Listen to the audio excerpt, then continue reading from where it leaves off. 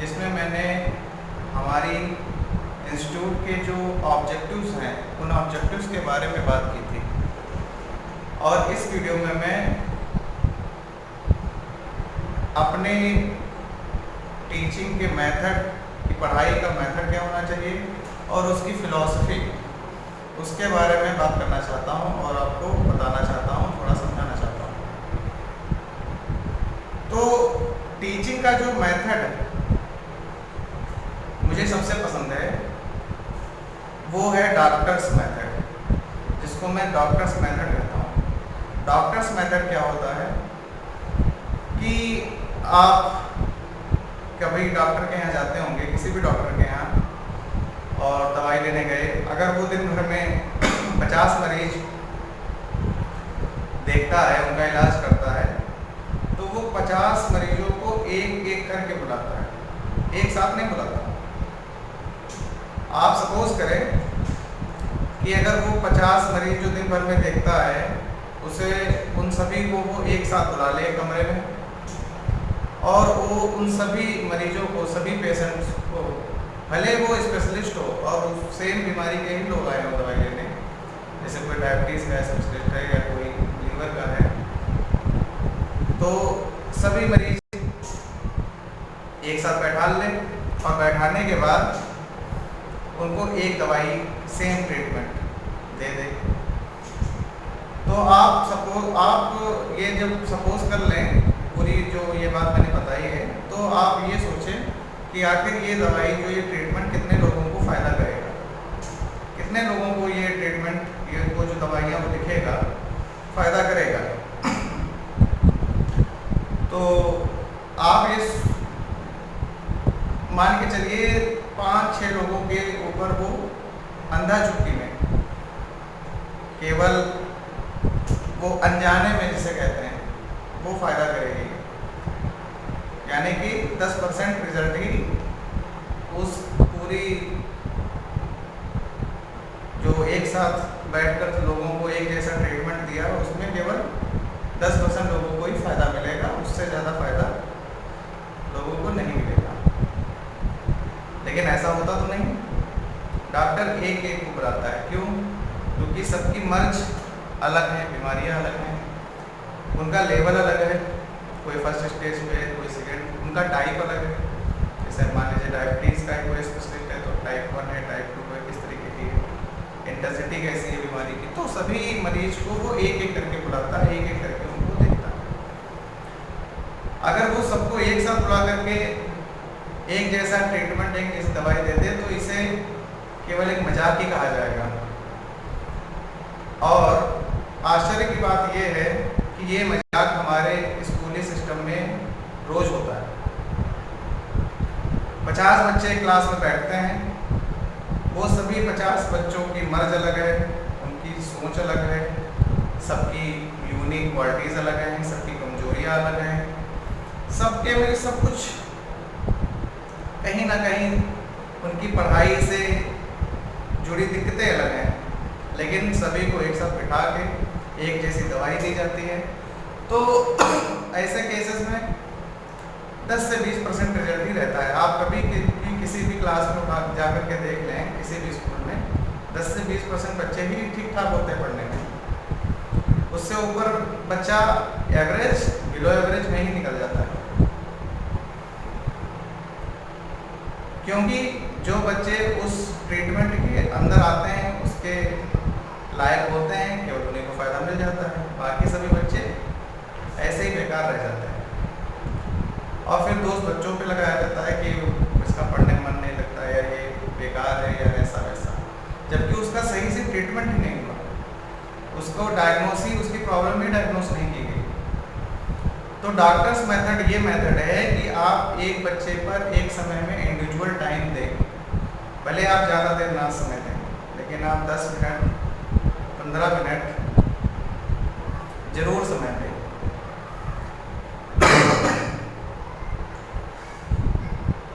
तो ये तो हो गया मेथड की बात। अब फिलॉसफी, पढ़ाई की फिलॉसफी क्या होनी चाहिए। एक टीचर को, एक गार्जियन को, या जिसे बच्चे को आगे ले जाना है, उसका कैरियर बनाना है, उसकी फिलॉसफी क्या होनी चाहिए पढ़ाते वक्त। तो मैं इसमें सबसे अच्छी फिलॉसफी मानता हूँ फिलॉसफी ऑफ जिम्नेजियम, जिम की फिलॉसफी। जिम की फिलॉसफी क्या होती है? आप किसी जिम में जाएं बॉडी शेप में लाने के लिए, बॉडी अच्छी बनाने के लिए। तो जब आप जिम में जाते हैं तो एक ट्रेनर होता है। वो ट्रेनर आपकी जगह पे डंबल नहीं करता, वो आपकी जगह पे एक्सरसाइजेस वर्कआउट नहीं करता, वो आपसे ही वर्कआउट कराता है। वो केवल आपको ये बताता है कि किस मसल के लिए कौन सी वर्कआउट अच्छी होगी, कैसा डाइट प्लान अच्छा होगा। जब आप कहीं वर्कआउट कर रहे होंगे, मान लीजिए 20 या 30 सेट्स लगाने हैं आपको, और वो आप आखिरी तक लगा नहीं पा रहे हैं, वेट नहीं आप पुल कर पा रहे हैं, तो लास्ट में वो आपकी थोड़ी सी सपोर्ट करता है, ना कि वो सब आपको अपने आप करके देता है कि नहीं ये कर लो, वो कर लो, ठीक है तुमको ये करना है। तो अपने आप नहीं करके देता है, ज़्यादा से ज़्यादा जिसको बॉडी बनानी है उसी से ही मेहनत करवाता है, उसी से ही सारा वर्कआउट कराता है, तभी जाकर के उसे पूरा फायदा मिलता है। तो पढ़ाई में भी सेम चीज़ होनी चाहिए। किताबें जो NCERTs की स्पेशली किताबें जो हैं, उसमें कई सारे इंटेलिजेंट एक्सपीरियंस्ड लेक्चरर प्रोफेसर्स वगैरह जो हैं NCERT के द्वारा, जो लोग एक कमेटी बनाते हैं, पूरी बुक की कमेटी बैठती है, वो उस बुक को इस तरीके से लिखते हैं कि उसमें सारी चीज़ें बहुत अच्छे से समझाई होती हैं। उस बुक को समझाने के लिए किसी की ज़रूरत नहीं है, लेकिन बच्चे के पास 3 चीज़ें नहीं हैं जिसकी वजह से उसको लगता है कि वो कुछ नहीं चीज़ें समझ सकता है। पहली चीज़ एक तो माइंडसेट कि टीचर पढ़ाएगा, हमको पढ़ना है, जब तक वो समझाएगा नहीं हमको किताब देख के नहीं समझेंगे।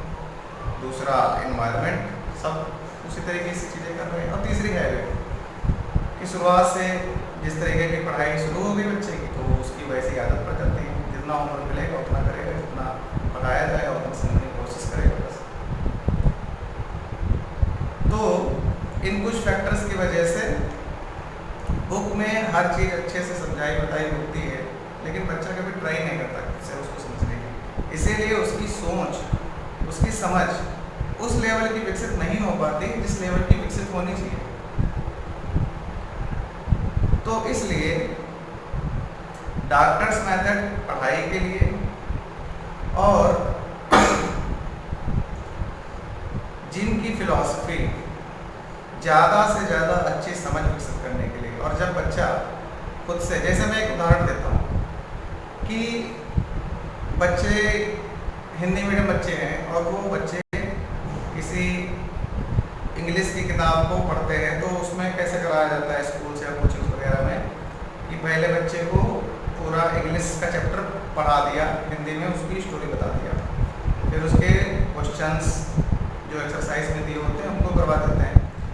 लेकिन कोई भी टीचर बच्चों को ये नहीं समझाता बताता कि आखिर वो खुद ये सब चीज़ें कैसे कर ले जाते हैं, वो बच्चों को क्यों पढ़ा ले जाते हैं, कैसे पढ़ा ले जाते हैं। ऐसा बच्चा क्या करे कि वो अपने आप इन सब चीज़ों को पढ़ सके, समझ सके। इसका क्या तरीका है? इन सब चीज़ों पे जब तक वो बात नहीं करता है तब तक वो बच्चे के लिए एक तरीके से बोझ होता है, वो उसके ऊपर लोड की तरह काम होता है, क्योंकि उसने कहानी एक बार पढ़ ली, वो फिर एक्सरसाइजेस के जो क्वेश्चन आंसर है शॉर्ट लॉन्ग उनको रटता है, याद करता है। कहानी में भी जो बातें लिखी होती हैं उनको याद करने की कोशिश, उसको समझने की कोशिश नहीं करता। लेकिन इसकी जगह पे मैं अगर किसी बच्चे को पढ़ाता हूँ तो उसे मैं ये सिखाता हूँ कि तुम कैसे इस चैप्टर को अपने आप समझ सकते हो हिंदी में, या जो भी जिस लैंग्वेज में तुम अच्छे समझ सकते हो। अगर इंग्लिश तो इंग्लिश समझ सकते हो तो इंग्लिश में, या हिंदी में समझ सकते हो तो हिंदी में। फिर जब वो उस चैप्टर को अपने आप करने लगेगा, समझने लगेगा, उसका मीनिंग, उसका अर्थ निकालने लगेगा, तो एक्सरसाइजेस वो अपने आप ही कर लेगा, उनके क्वेश्चन आंसर वो अपने आप ही कर लेगा। हाँ, जहाँ जहाँ पे उसको दिक्कत आती है वहाँ पे उसको सपोर्ट करना, उसको समझाना, मदद करना। तो ये होता है बच्चे को, अब वहाँ तब उसको कुछ भी याद करने की जरूरत नहीं, तब वो हर चीज़ समझ चुका होगा। उसे याद केवल वर्ड मीनिंग्स करनी पड़ेगी। उसके अलावा वर्ड मीनिंग्स में भी पढ़ाई के अलग अलग तरीके होते हैं, जैसे ट्रुथ का मतलब सत्य, पेरेंट्स का मतलब माता पिता, बिहेवियर का मतलब व्यवहार, इस तरीके से पढ़ाया जाता है। या इंग्लिश में अगर पढ़ाया तो उसी का सिनोनिम यूज करके पढ़ा दिया जाता है। लेकिन जब भी किसी शब्द का अर्थ बताया जाना चाहिए तो उसका ट्रांसलेशन नहीं, अनुवाद नहीं बताना जाना चाहिए, ना सिनोनिम, उसका मीनिंग क्या होता है। आप कभी खुद सोचिए, अब मैं बच्चों की तो छोड़ दीजिए, बड़े जो हैं, जो 25-30 साल के हो गए हैं और पढ़ाई से ही पढ़ाई के ही सेक्टर से है, उनसे आप कभी पूछें कि आप इन शब्दों को कैसे डिफाइन करेंगे, आप ट्रुथ को कैसे डिफाइन करेंगे, वायलेंस को कैसे डिफाइन करेंगे, आप पेरेंट्स, बिहेवियर, पावर, प्रेस्टीज, इन वर्ड्स को आप कैसे डिफाइन करेंगे।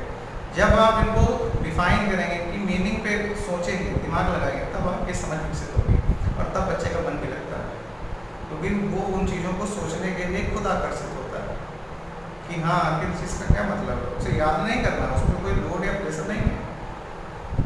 तो ये दो जो एक डॉक्टर्स मेथड, जिसमें बच्चे को इंडिविजुअली एक पे एक टाइम देना, उसकी कमियां समझना, उसकी अच्छी चीज़ें समझना, उसको उस हिसाब से प्लान करना।